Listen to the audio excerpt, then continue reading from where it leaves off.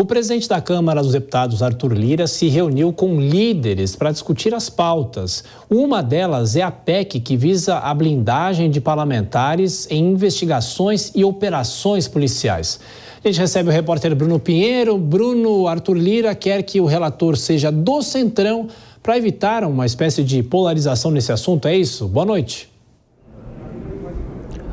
Ainda mais numa época de articulação para o seu sucessor na mesa diretora da Câmara dos Deputados, viu, Tiago? Ótima noite a você, sempre uma alegria, uma honra e uma satisfação. Isso tudo está no radar de Arthur Lira e uma tentativa de acenar para a oposição recebeu os líderes. Na última reunião, Arthur Lira já havia chamado os líderes aqui da Câmara dos Deputados e ordenado que eles ouvissem todos os representantes, todos os seus aliados e que eles levassem o resultado hoje nessa reunião de líderes. Houve um clima de otimismo de se colocar em discussão este assunto, que é o quê? Sobre evitar essas operações da Polícia Federal aqui dentro do Congresso Nacional, como aconteceu nas últimas semanas. O deputado Jordi chegou a reclamar, esperava uma resposta um pouco mais incisiva de Arthur Lira na mesma data da operação, inclusive, e o que eu ouvi aqui dentro do Congresso hoje,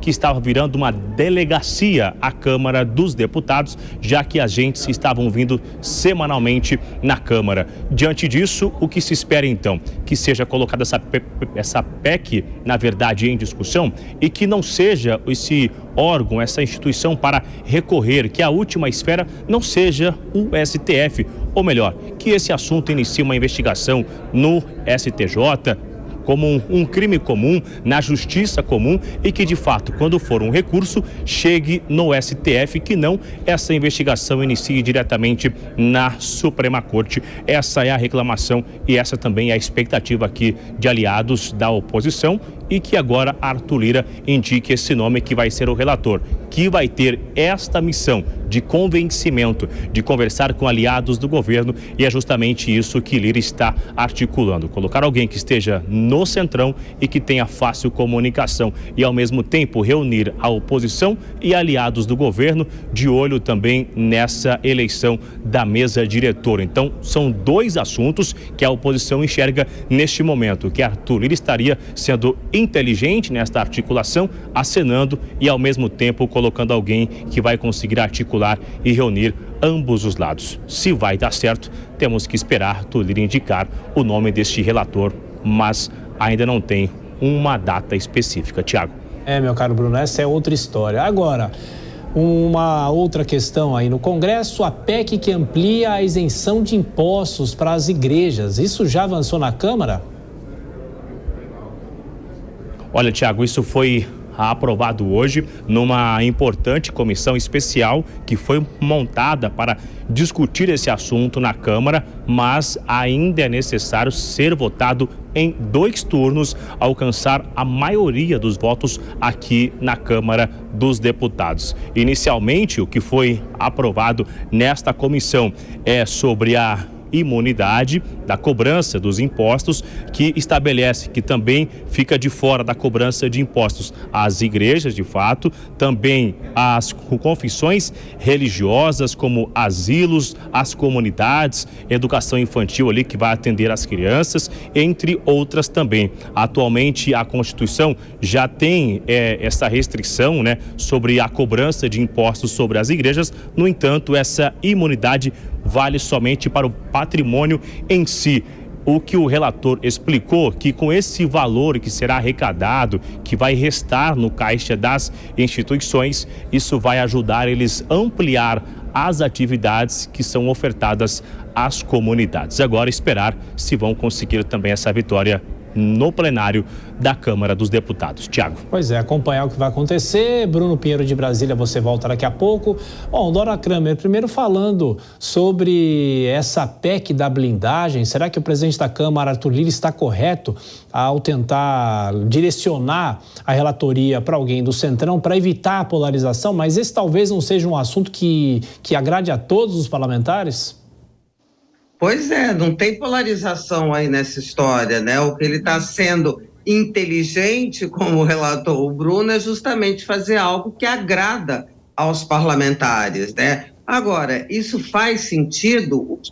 Os deputados já são invioláveis, aliás, são invioláveis por palavras e votos, não são imunes à lei. E aí essa coisa de estar se transformando a Câmara numa delegacia, ora bolas, é só os deputados não se envolverem em assuntos policiais, que aí não tem por que a polícia fazer ações que são autorizadas pela justiça e não são ações massivas. Eles falam como se tivesse uma enxurrada de ações. Não, é um ou outro quem tem problema, busca e apreensão é feita em qualquer lugar, tá certo? E por que não em gabinete do Congresso, desde que fundamentado pela justiça? E também os deputados aí querendo fugir do Supremo Tribunal Federal, né? Antigamente gostavam, tanto é que chama o foro por prerrogativa de função, chama privilegiado, né? Mas agora, com medo do Supremo, querem fugir. Então, eu acho que o termo PEC da blindagem, há quem discorde, mas ele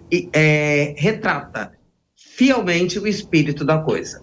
E, Vilela, retrata também, de novo, que a gente falou muito no passado, a relação do Congresso com a própria área da Justiça, o Supremo Tribunal Federal, por exemplo.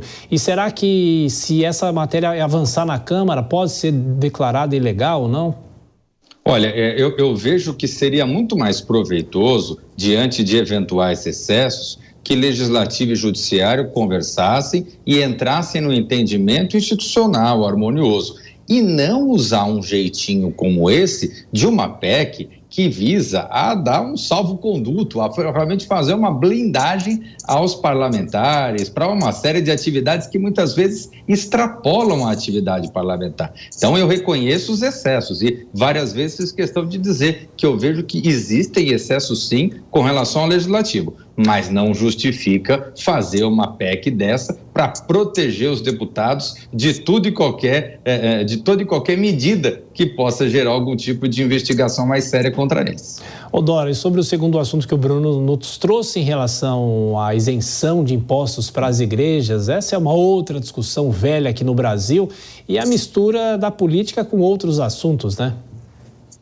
Pois na verdade é uma ampliação, porque as igrejas de todos os cultos, né, de todas as religiões, já tem isenção. É uma ampliação, uma maneira, é a mistura da política, exatamente. O presidente Lula tenta, por essa via, se aproximar dos evangélicos. Não é correto, né? Primeiro que não se diz de onde vai ser tirado esse dinheiro, principalmente no momento em que o governo está se debatendo aí com as contas públicas, lutando por mais arrecadação, etc. E fazer política com conta pública não acho que seja correto. E vou te dizer mais, Tiago, não sei se vai adiantar para essa aproximação com os evangélicos, porque, essa medida beneficia todas as religiões, tá? Não só os evangélicos, mas a ideia é se aproximar dos evangélicos. Por quê? A coisa, o distanciamento não se resume a uma questão de benefício financeiro, né? Há a pauta de costumes, há a questão da visão de mundo. Há essa questão agora recente de Israel, a gente viu a confusão que deu, né? Então, acho que, além de inadequado, é insuficiente. E, Vilela, por que uma PEC? Por que isso teria que ser alterado por PEC? Porque justamente a isenção que já existe hoje, ela se encontra no texto constitucional e eventual ampliação, eventual mudança no texto teria que ser feito também através da Constituição. No mérito, eu concordo totalmente com a relatora. Eu vejo que é algo que não se justifica e é impressionante como no Brasil a turma gosta de uma isenção, hein? A relatora adora isso? A relatora adora. Acompanha a nossa relatora Dora Kramer. É isso aí.